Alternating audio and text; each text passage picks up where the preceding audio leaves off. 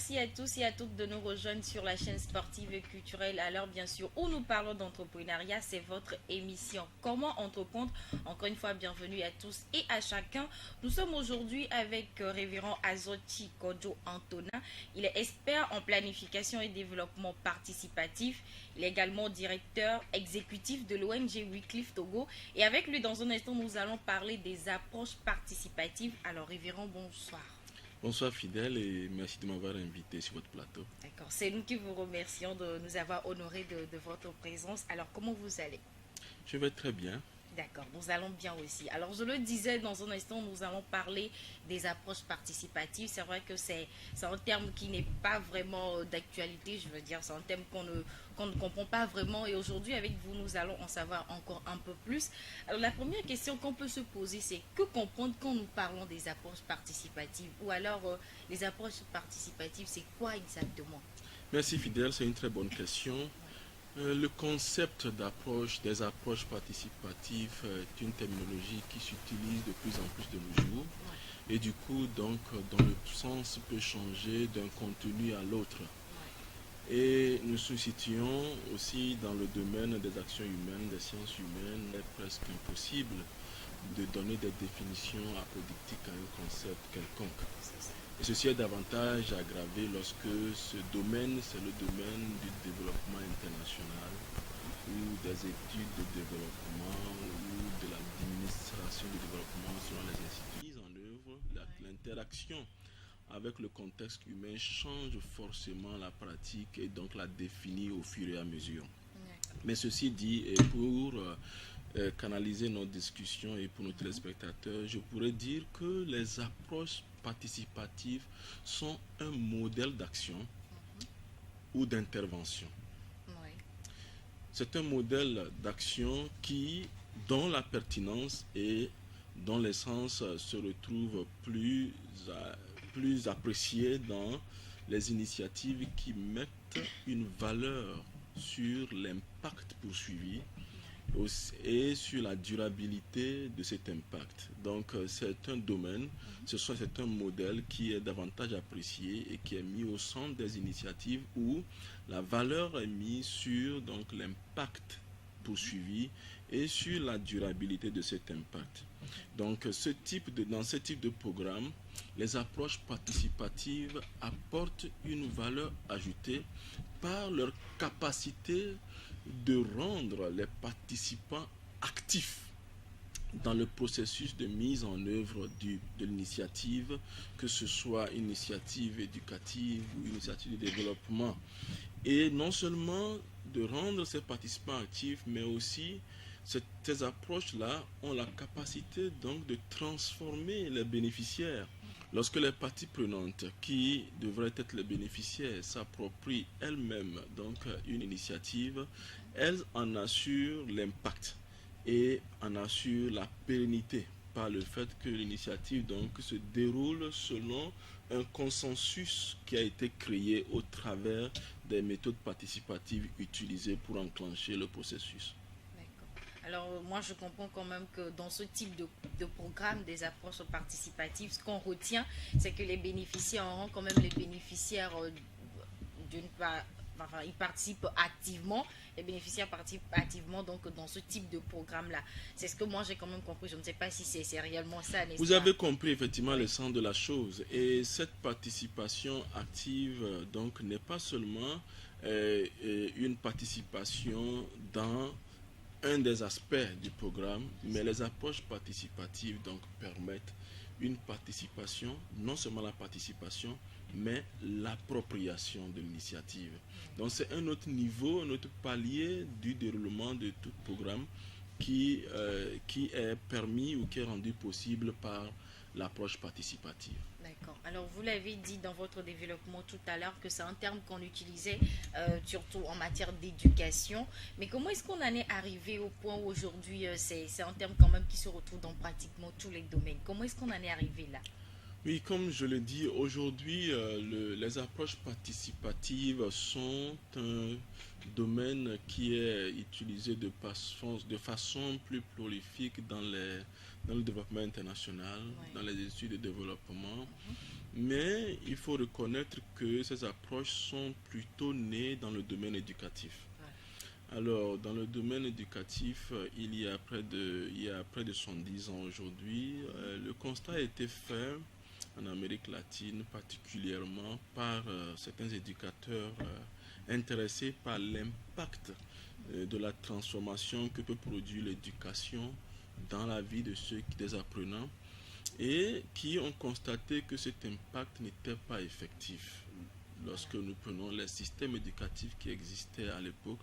Et dans la poursuite de leurs réflexions, sont arrivés à développer des approches qui, au fil du temps, se sont regroupées autour de ce que nous appelons les approches participatives aujourd'hui. Le domaine du développement international et de l'administration des développements à la base est un domaine qui a aussi beaucoup évolué en plusieurs phases. Nous pourrons en parler dans une autre émission, mais qui, dans son évolution depuis sa naissance après la Seconde Guerre mondiale, a connu un succès relatif selon les contextes. Dans plusieurs contextes, et particulièrement celui de l'Afrique, ces initiatives de développement ou ces aides de développement n'ont pas apporté les résultats escomptés par ceux-là qui les ont initiés ou ceux-là qui les ont financés. Et cela a été aussi capitalisé, les erreurs ont été capitalisées pour qu'à un certain moment, les gens cherchent la source des échecs.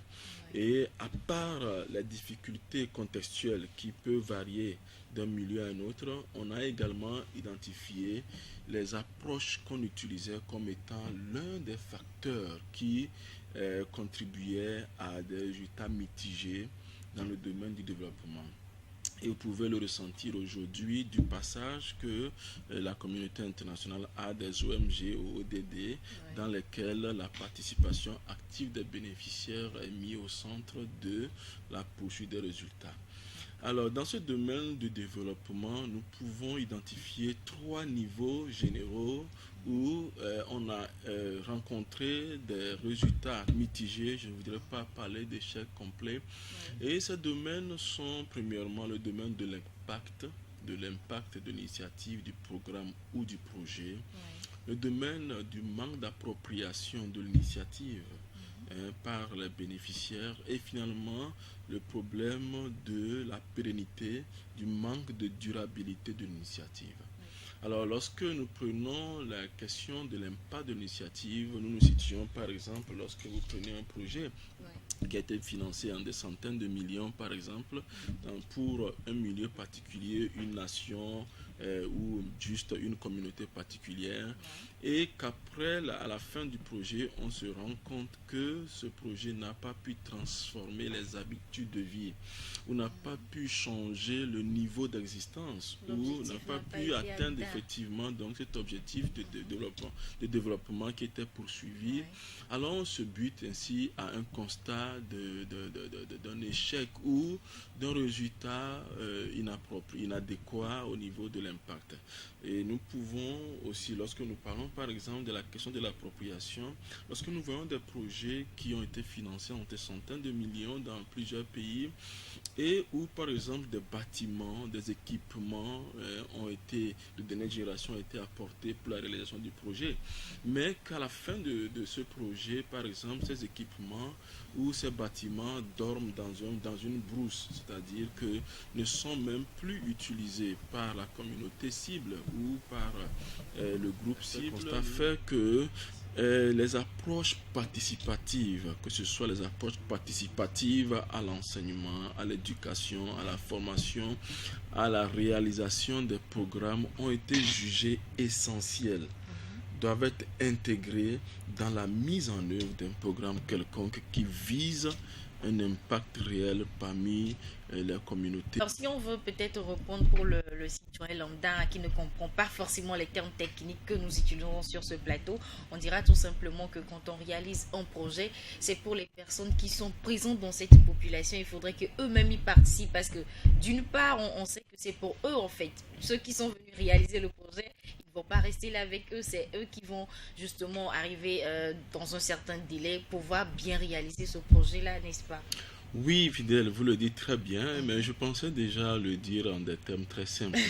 C'est qu'en réalité, il y a des complexités qui interviennent dans ce domaine-là Oui. et c'est parce que et qui font qu'en fait le simple fait d'en parler Mhm. ou de réunir des gens et de les voir se prononcer sur telle ou telle chose Oui. ne suffit pas dans la question des approches participatives. Oui. Dans une autre question, probablement, je vais m'étendre là-dessus Mhm. pour ne pas mettre un peu la charrue avant le bœuf. Mais Mhm. merci, c'est une explication plus simple en effet. D'accord, ok.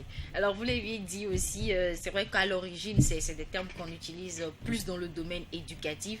Maintenant, ça, c'est plus étendu, on l'utilise pratiquement dans beaucoup de domaines. Mais est-ce que vous pouvez nous donner quelques exemples de domaines dans lesquels on utilise le terme d'approche participative? C'est vrai que vous l'avez un peu évoqué, mais on aimerait revenir là-dessus. Merci.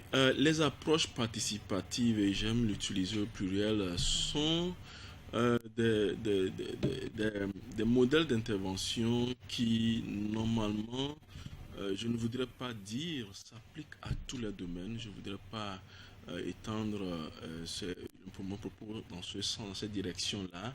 Mais dans l'expérience que j'ai eue dans plusieurs pays et sur trois continents, j'ai vu ces approches-là s'appliquer tant dans le domaine de l'éducation, Oui.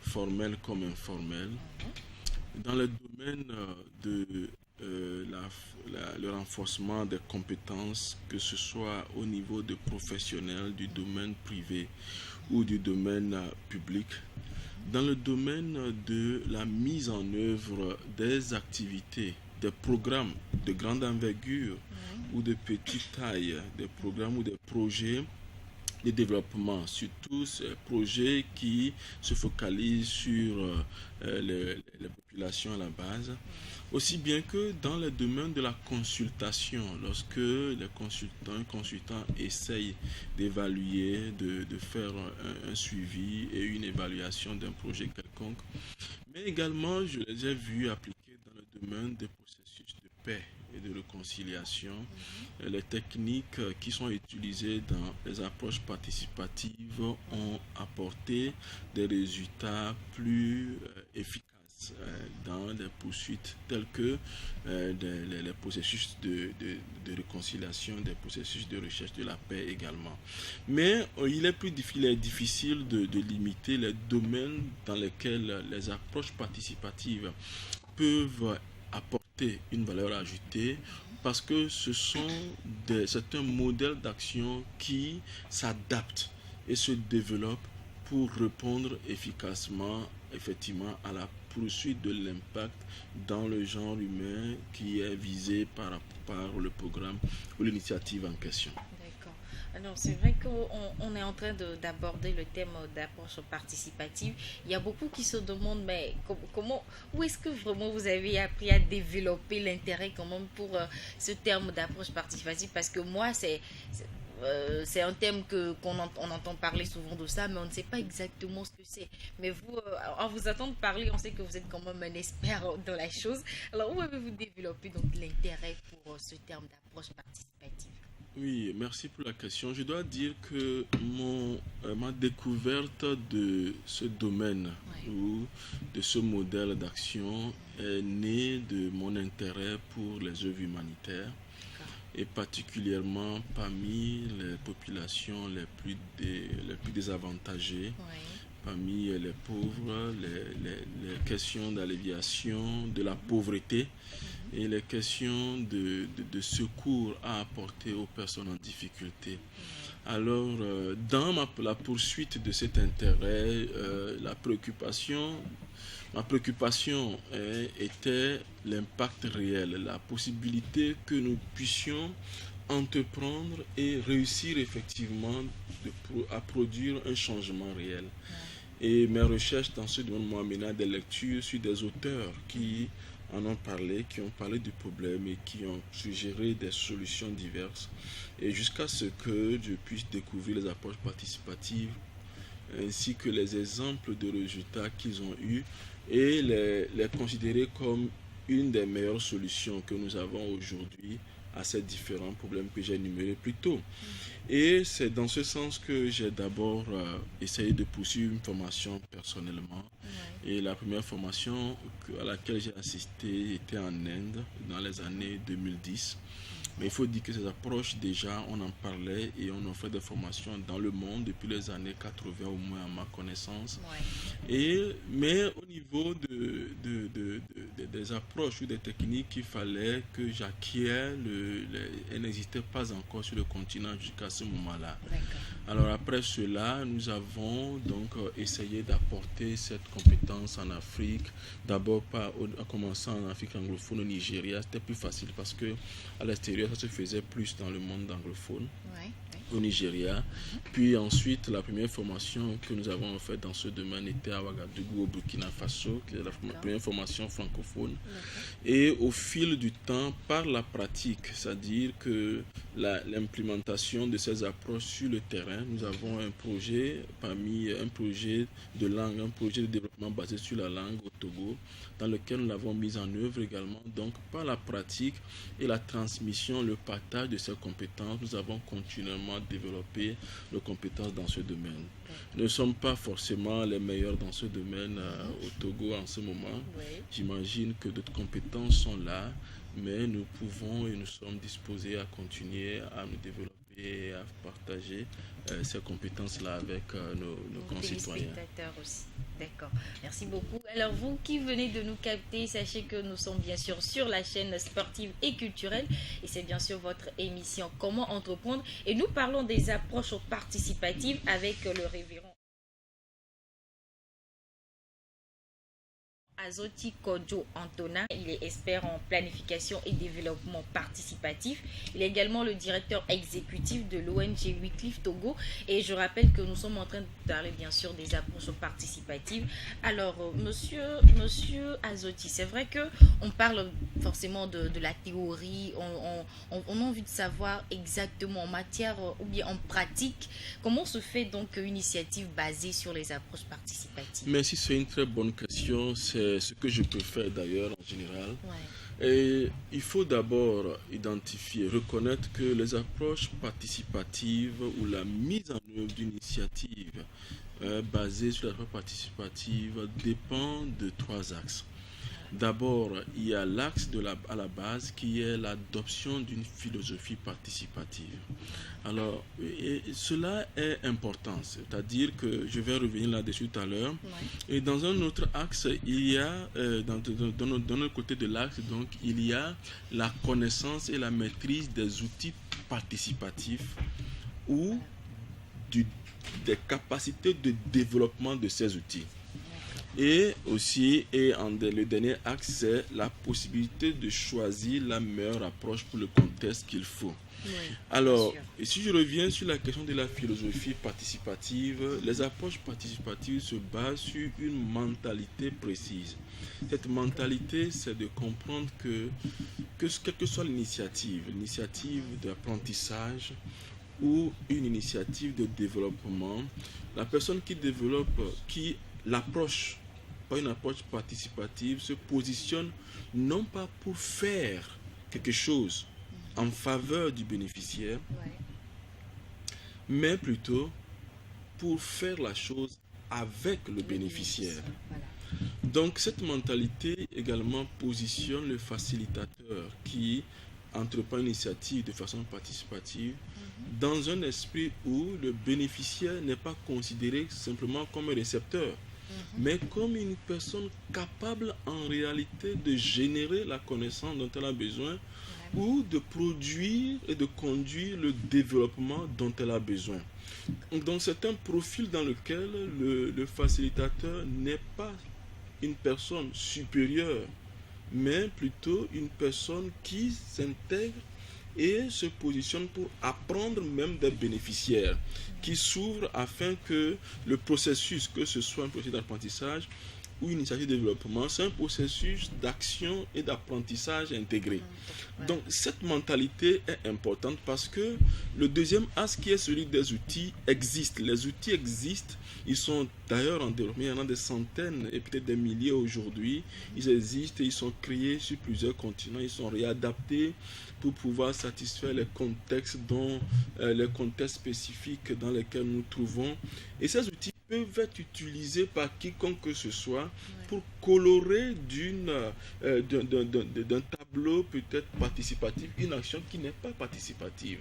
C'est-à-dire que les outils sont là, ces outils sont efficaces, ces outils sont, lorsqu'elles sont utilisées de façon efficiente, elles posent forcément un résultat, un impact sur les gens, elles permettent forcément leur participation, mais l'utilisation de ces outils en lui-même ne garantit pas que l'approche a été faite de façon participative. Je voudrais revenir sur la vidéo pour dire qu'il y a un besoin dans une approche participative de respect de bénéficiaires, de respect de la personne à qui l'on apporte ou avec qui l'on facilite l'initiative de développement qu'on est en train d'apporter. Et c'est cette atmosphère de respect qui permet donc l'éclosion des capacités, même locales, des capacités à la base du bénéficiaire, et permet donc et aux bénéficiaires et aux facilitateurs de grandir tous par le processus d'action et d'apprentissage.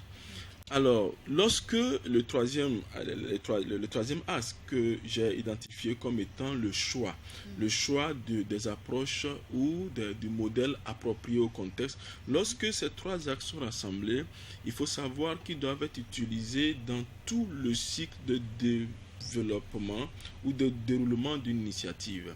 C'est-à-dire qu'ils peuvent et doivent être utilisés tant au niveau de la conception du projet ou du programme, qu'au niveau de la planification du projet ou du programme, et au niveau également de l'implémentation, de la réalisation du projet et du programme, au niveau finalement de l'évaluation et de la clôture du projet et du programme. Des outils sont là et permettent à tous ces niveaux d'assurer et la participation et l'appropriation effective des acteurs. Et comme je le disais tout à l'heure, non seulement dans ces initiatives, non seulement dans une initiative de développement, mais tout aussi bien dans une initiative éducative, ces approches ou par rapport à une consultation, à une activité que mène un consultant en faveur d'un client quelconque, ces outils peuvent être utilisés. Et ils ont porté leurs fruits, les outils ont démontré effectivement leur efficacité dans la transformation pour l'impact poursuivi. Alors, nous allons donc aborder rapidement la dernière partie donc, de notre entretien. C'est vrai que vous avez parlé de, de certains outils qu'on peut facilement intégrer en matière d'initiative ou d'approche participative, mais je crois que les téléspectateurs ont envie de savoir, pour ceux qui peut-être veulent apprendre en matière d'approche participative, qu'est-ce que vous pouvez leur dire? Comment est-ce qu'on peut apprendre cela? Mais c'est une bonne intention parce que quel que soit le domaine, même dans le domaine de l'entrepreneuriat, apprendre cela effectivement ajoute une valeur ajoutée, ajoute une capacité à l'entrepreneur et même au manager du personnel. Et donc, nous avons un cabinet qui s'appelle le CEP Conseil. Au niveau du cabinet, nous sommes capables de mettre à votre disposition des ressources qui ne sont pas forcément développées par nous, et également un manuel que nous avons développé pour aider le facilitateur de développement participatif à savoir, par le développement d'études de cas, à savoir comment entreprendre ou comment initier de façon participative, comment mettre en œuvre une initiative de façon participative. Et au niveau du cabinet, nous pouvons offrir des formations que nous en faisons directement au niveau d'une association, d'une entreprise, du ONG pour son personnel, ou dans des ateliers qui sont ouverts à des cadres venant de plusieurs horizons. Et donc nous pouvons être joints à tout moment pour discuter le besoin, parce que pour nous c'est la poursuite effectivement de l'impact, de voir la transformation des vies s'opérer effectivement au travers des initiatives de développement que les uns les autres initient, qui est notre poursuite et notre finalité. D'accord. Alors pour ceux qui ont peut-être envie de vous joindre, ils font comment, vous contactent? Oui, donc nos contacts vont s'afficher donc sous Bien sûr. l'écran ici. Nous avons notre numéro de téléphone 90 07 77 50. Mhm. Nous avons notre adresse email, personnelle. Vous le voyez, antonin.azotti@gmail.com, D'accord. gmail.com. Et donc nous avons aussi notre site web qui s'affiche là, le www.lecepconseil.com. Mhm. Et vous pouvez nous contacter sur ces Adresse. différentes adresses. Mhm. Et vous pouvez aussi joindre le cabinet Pont Riche, qui D'accord. est un de nos partenaires Ouais. et qui aussi, donc, avec lequel nous intervenons dans ce domaine. D'accord. Merci. Merci beaucoup, coach. Et je rappelle aux téléspectateurs qu'avec vous, tout au long de cette interview, nous avons parlé donc des approches participatives. On va simplement vous remettre la parole pour votre mot de fin. Nous voulons d'abord saluer cette initiative de nous appeler ainsi à partager sur les approches participatives et seulement l'ancien cri de cœur. Nous saluons les efforts de notre gouvernement en matière de développement à la base et qui se fondent sur des approches participatives dans plusieurs milieux et qui ont un vrai impact. Nous sommes disposés simplement à apporter notre contribution dans ce domaine et nous lançons dans cet appel à tous ceux-là qui sont intéressés par l'impact et la durabilité du projet de s'associer à nous et tant pour apprendre les uns des autres que pour initier des projets dans ce domaine. Merci beaucoup Fidèle de m'avoir invité encore une fois. Merci Et beaucoup, j'ai à beaucoup vous apprécié également. ce temps ensemble. D'accord. Merci beaucoup à vous. Et très chers téléspectateurs, c'est comme ça donc que nous mettons un point final à cette émission. Je vous rappelle simplement que nous étions en présence du révérend Azotti Kodjo Antonin. Il est expert en planification et développement participatif. Il est directeur exécutif de l'ONG Wycliffe Togo. Il est président également de l'association Jeune Afrique. Et avec lui, tout au long de cette émission, nous avons parlé donc des approches participatives. Vous pouvez retrouver également l'intégralité de cette émission en cliquant simplement sur le www.pontriche.com. Vous pouvez également poster vos projets. Merci à vous d'être restés en notre compagnie. On se retrouve la semaine prochaine pour un autre numéro. Au revoir.